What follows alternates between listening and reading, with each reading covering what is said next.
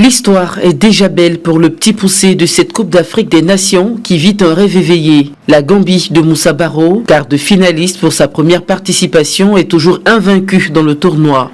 Elle espère poursuivre son parcours déjà historique face au pays organisateur ce samedi.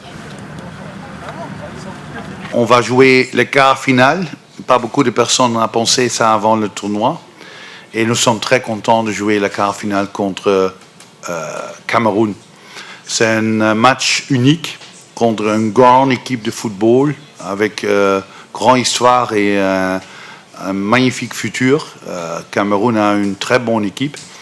Les Scorpions joueront sans pression alors que les Lions indomptables du Cameroun en quête d'un 6e sacre continental n'auront pas droit à l'erreur face à leur public. À Garoua, dans son fief, le capitaine de l'équipe camerounaise et ses coéquipiers partent favoris pour un billet dans le dernier carré. Mais rien n'est acquis. Pour le sélectionneur des Lions indomptables, ce match sera l'occasion de tirer les leçons de la rencontre précédente face aux Comores. Tel que nous voyons ce championnat, rien ne sera facile. La Gambie n'est pas une petite équipe. Nous donnerons tout pour accéder à la finale. Le plus important, ça sera de travailler l'attaque.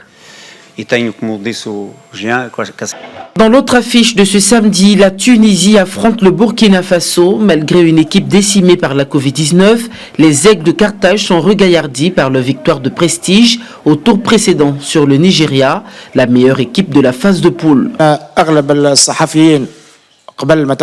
Si vous aviez demandé aux journalistes quels seront les favoris de cette CAN, ils auraient certainement répondu l'Algérie, la Côte d'Ivoire ou le Nigeria.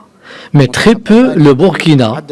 C'est pourquoi nous restons concentrés et nous donnons tout le respect aux étalons. De son côté, le Burkina Faso sort d'une qualification difficile acquise au tir au but contre le Gabon.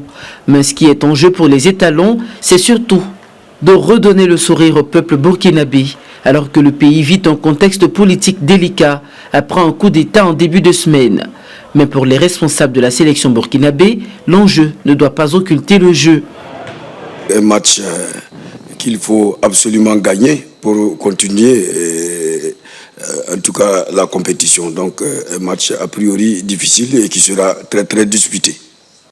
Deux duels ce samedi qui promettent des étincelles en attendant la grosse affiche de ces quarts de finale qui oppose dimanche l'Égypte de Mohamed Salah au Maroc d'Achraf Hakimi.